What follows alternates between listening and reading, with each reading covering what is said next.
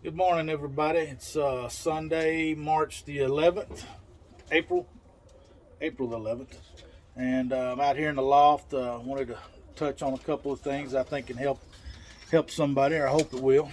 We're going to look in an open loft today, and we're going to be looking at birds leaving the nest, not actually weaning, but it's part of the process.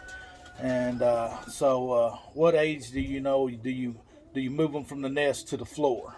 So we're going to look at that and what I do. And let me flip this camera around here. Okay, this is an open loft.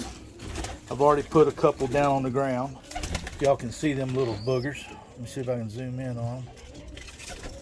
Yeah. So we'll look at them first, since I've already got them here. I put these down yesterday, and they was in this nest right here. Let me zoom out. Okay. So they was in this nest right here, and it was a little nest. And I don't actually like these bows. I tried them out, and they're going to go after this year. But anyway, you want to look underneath their wing. That's what I do. And you see they're still wet underneath their wing, and that's what you call wet underneath the wing when you see them feathers not all the way out of the pins like that. But when they hit that spot right there, and they're almost done underneath the wing, I don't know, I'm thinking about maybe 21 days, I set them down on the ground. And I put them a little milk crate over here. There's another one there, a couple other ones there. I put them a milk crate down here to kind of hang out in and feel, protected. I'll throw some straw in there sometimes. Sometimes I'll turn it around and leave a gap where it can kind of feel secluded to them. But that's from the nest to the ground, part of the weaning process. You see this guy here, he's ready to go. And what they do is they'll crowd mama when she lays her egg, and they just want to be up against mom and daddy, so you got to kind of separate them. Again, this guy, he's plumb near feathered out. He's probably flown back up there. I've probably already set him down. But these little guys are just ready to go right now. Right now, today. Maybe I'll give him another day. But you look on this side of his wings, and he's pretty wet underneath there still. So I'll give him another day. Him and his nestmate. Let me see his nestmate here. Yeah, his nestmate's ready. I can set his nestmate down. And mom and dad still go down there and feed them.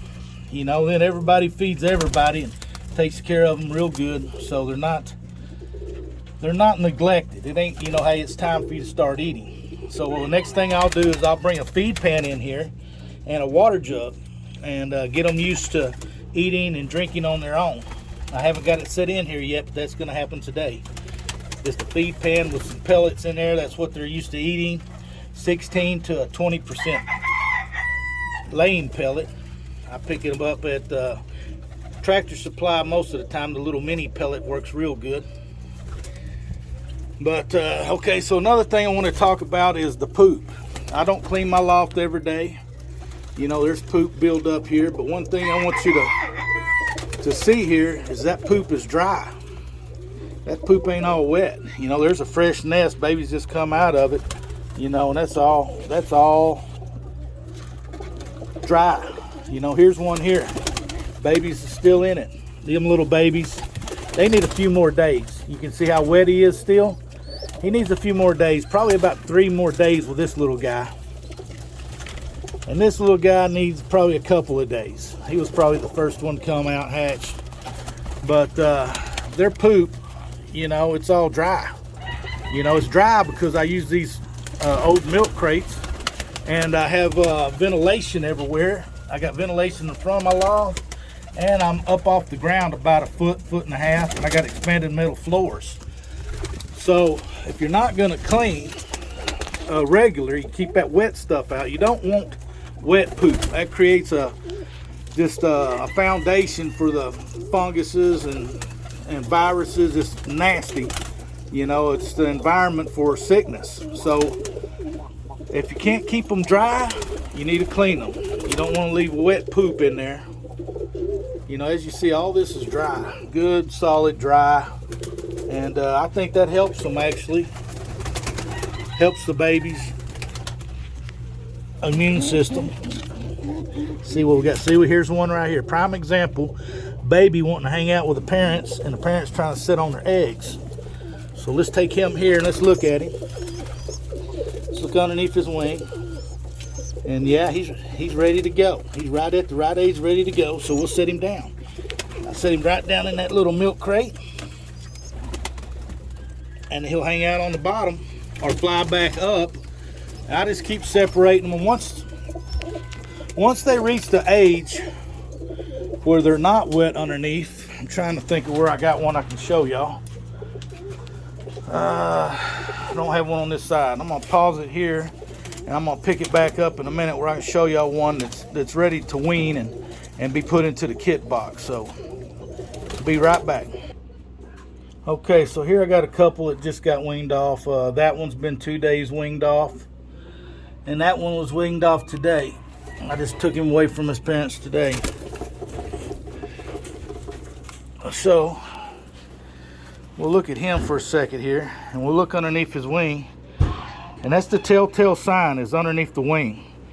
If they're feathered out, all the pins are gone, little pin feathers underneath the wing are gone, then he's ready to go to the kit box. So that's what I look for, and that's how I do it. I put them in a little staging area like this, make sure they got feed and water in a pan, whatever you're going to be feeding and watering them out of.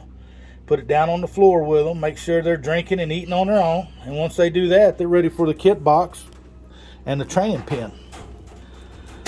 So anyway, I just wanted to touch base with y'all and share with you, you know, from the nest to the ground, and then of course, you know, the weaning, actually what I look for when I wean a pigeon, and when they're ready to go to the kit box. So we'll be back next time, and we'll talk about, you know, the birds in the kit box, you know, from the time you put them in there to the time you start letting them out. Anyway, I hope this helps somebody, and we'll talk to y'all soon.